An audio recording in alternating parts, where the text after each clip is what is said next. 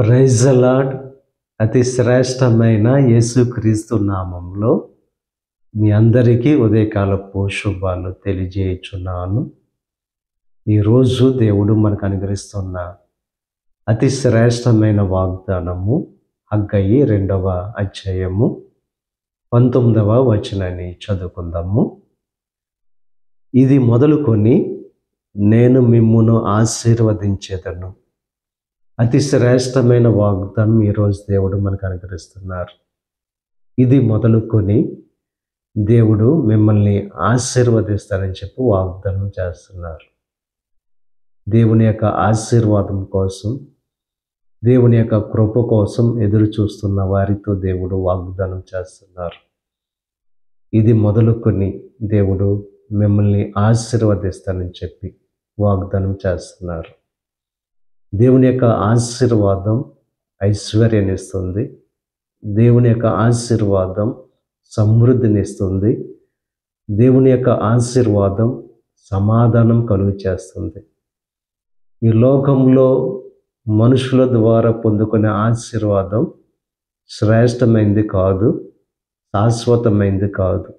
దేవుడు అనుగ్రహించే ఆశీర్వాదం శ్రేష్టమైంది, శాశ్వతమైంది. దేవుని యొక్క ఆశీర్వాదం మనం పొందుకుంటే తరతరాలు ఆ ఆశీర్వాదం అనేది అనుభవించే అవకాశం మనం పొందుకుంటాం. ఇక ఉదయకాల సమయంలో దేవుని యొక్క ఆశీర్వాదం మనం పొందుకోవాలంటే దేవునికి విధేయత చూపేవారముగా, దేవుని తట్టు చూసేవారముగా, ఆయనను వెంబడించేవారముగా మనం ఉండాలి.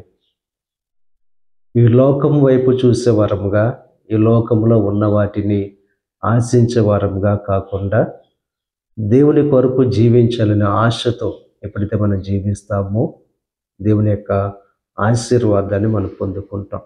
బైబిల్ గ్రంథంలో దేవుని యొక్క ఆశీర్వాదాన్ని పొందుకున్న అబ్రహాము జీవితాన్ని మనం పరిశీలన చేసినట్లయితే అబ్రహాము దేవుని యొక్క మాటకు లోబడ్డాడు. ఆయన యందు విశ్వాసంతో, నిరీక్షణతో ఆయనను అనుసరించాడు గనుక తన యొక్క జీవితంలో శ్రేష్టమైన దేవుని యొక్క ఆశీర్వాదాన్ని పొందుకున్నాడు. బహుతరాలకు ఆశీర్వాదానికి కారణమయ్యాడు. ఇక ఉదయకాల సమయంలో ఆ రీతిగా దేవుని పట్ల విధేయత కలిగిన వారుగా, దేవుని యొక్క మాటకు విధేయత చూపేవారుగా, ఆయన ఏ రీతిగా జీవించాలని ఆశిస్తున్నాడో ఆ రీతిగా ఆయన చిత్తాన్ని గ్రహించుకొని, ఆయన చిత్తం ఏంటో తెలుసుకొని దానిని అనుసరించి జీవిస్తూ దేవుని యొక్క శ్రేష్టమైన శాశ్వతమైన ఆశీర్వాదాన్ని పొందుకోవాల్సిందిగా ప్రభు పేరట మిమ్మల్ని కోరుచున్నాను. దేవుడు మిమ్మల్ని దీవించి ఆశీర్వదించి ఇది మొదలుకొని దేవుడు మిమ్మల్ని ఆశీర్వదించును గాక. ఆమేన్. ప్రార్థన చేసుకుందాం. పరిశుద్ధుడా, మహోన్నతుడా, కృప కలిగిన దేవ, ఈ ఉదయకాల సమయంలో నువ్వు అనుగ్రహించిన అతి శ్రేష్టమైన వాగ్దానాన్ని బట్టి నీకు స్తుతులు చెల్లిస్తున్నాం దేవా. ఇది మొదలుకొని మిమ్మును ఆశీర్వదించననే వాగ్దానం ప్రతి ఒక్కరి జీవితంలో నెరవేర్చండి. నీ ఆశీర్వాదం కోసం ఎవరైతే ఈ ప్రార్థనలో ఏకీవించి ప్రార్థిస్తున్నారో నీ ఆశీర్వాదంతో వారిని నింపి నడిపించండి.